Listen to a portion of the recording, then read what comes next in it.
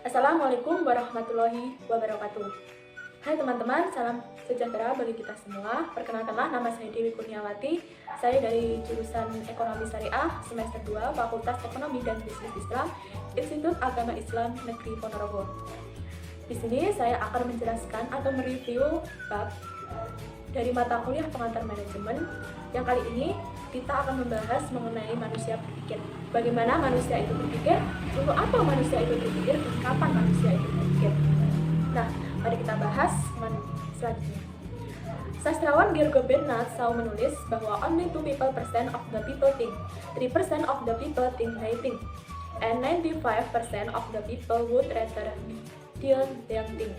Bahwa 2% dari orang-orang berprofesi sebagai pengajar atau pendidik di perguruan tinggi, 3% dari orang-orang sibuk menjadi seorang administrator, dan 100% pengajar di perguruan tinggi negeri, hanya 2% di antara mereka yang mengenai gelar S3. Mengapa sih hanya 2%? Mengapa tidak lebih atau bahkan kurang? Pertanyaan yang sama perlu ditujukan kepada 3% orang yang berpikir, bahwa mereka telah berpikir, dan 95% selebihnya yang telah memilih lebih baik mati ketimbang berpikir. 95% atau mayoritas orang tersebut sukar untuk berpikir, malas untuk mencari alternatif jalan keluar dari permasalahan yang mereka hadapi. Ibaratnya dari sejumlah orang yang menekuni profesi tertentu, hanya kurang 2%, bahwa orang-orang itu yang benar-benar serius dan mengembangkan dirinya.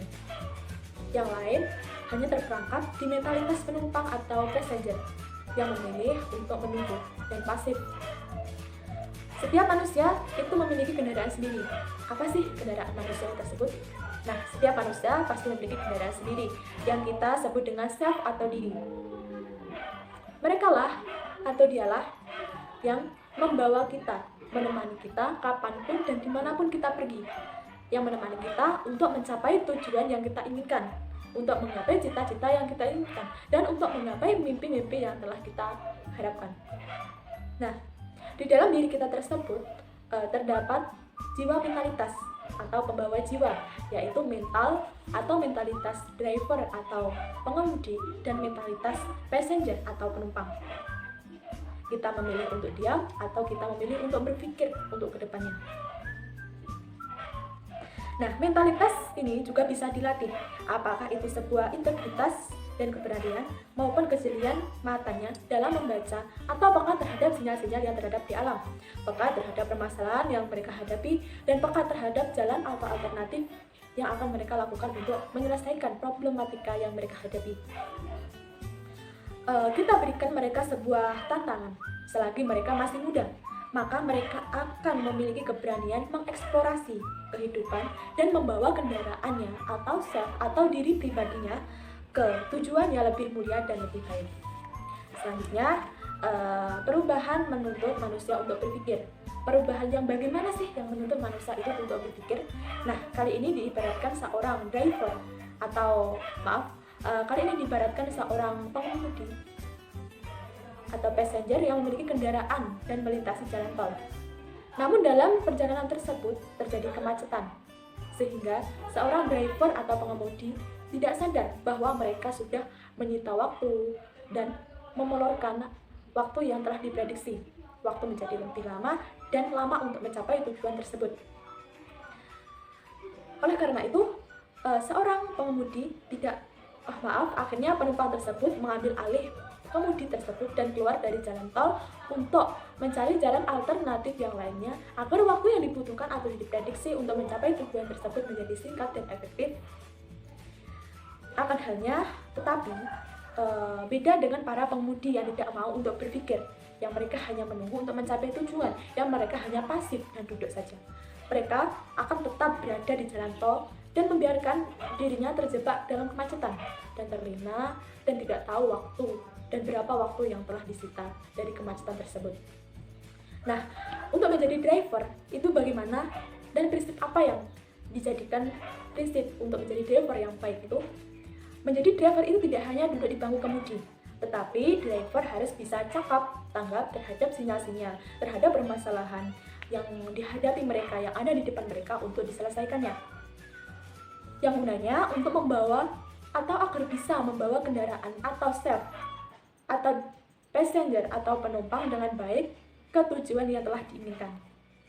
Nah, dari beberapa survei, orang-orang yang bermental penumpang atau passenger itu cenderung yang pertama itu kurang kemandirian, yang kedua mudah mengeluh terhadap suasana atau situasi maupun kondisi yang mereka hadapi sekarang ini, yang ketiga tidak tahu alternatif jalan keluar. Mereka tidak mau berpikir alternatif jalan keluar yang bagaimana untuk menyelesaikan masalah yang mereka hadapi tersebut.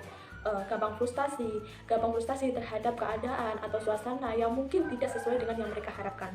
Nah, salah satu tokoh mental driver atau pengemudi yang mungkin kita kenal itu adalah contohnya Kiai Haji Ahmad Dahlan, yaitu seorang pendiri Muhammadiyah dan Gus Dur yang pernah menjabat sebagai Presiden di Indonesia.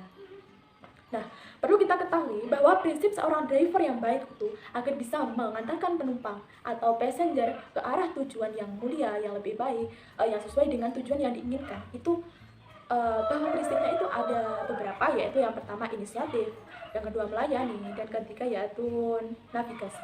Nah, apa sih inisiatif itu? Apa sih prinsip inisiatif seorang driver itu? Yaitu seorang driver bekerja tidak harus disuruh, tapi mereka cakap dan tangkap terhadap pekerjaan yang harus dan wajib mereka lakukan.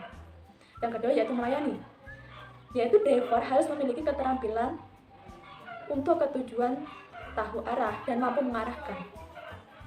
Mereka mampu melayani dan mampu membantu seorang passenger atau penumpang untuk mencapai tujuan tersebut yang diinginkan oleh penumpang tersebut.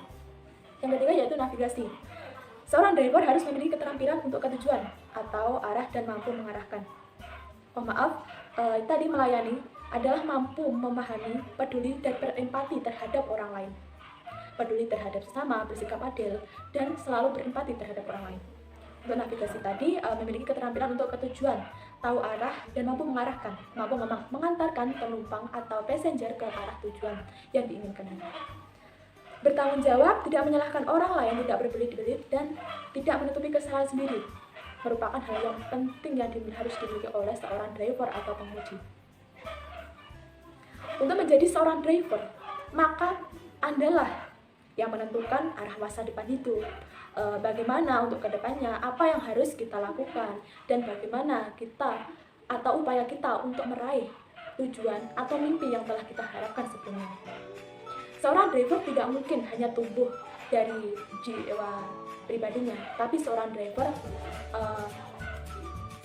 dengan kekuatan sendiri, melainkan tidak mungkin dengan kekuatan sendiri, melainkan juga perlu kekuatan dari orang lain berupa masukan, support, dukungan, saran, kritik yang ditunjukkan kepada seorang driver tersebut agar lebih baik untuk kedepannya, agar menjadi motivasi untuk kedepannya, dan agar bisa menjadi kekuatan untuk kedepannya untuk lebih baik lagi. Jika Anda sekiranya sudah mampu merubah diri dari seorang mentalitas penumpang atau passenger ke mentalitas driver, maka Anda tidak harus pasif. Anda harus aktif dalam sebuah organisasi agar organisasi kecil atau organisasi kecil tersebut bisa berkembang dengan perantara Anda, dan organisasi tersebut bisa menjadi organisasi yang maju, dan Anda perlu memperbarui organisasi-organisasi yang mungkin kurangnya kemajuan tersebut, sehingga organisasi tersebut menjadi organisasi yang broad company. Nah, cukup sekian itu penjelasan atau review dari saya. Semoga harapan saya itu bisa bermanfaat bagi teman-teman dan kita semua, dan bisa menambah wawasan bagi kita semua. Akhir kata dari saya, wassalamualaikum warahmatullahi wabarakatuh.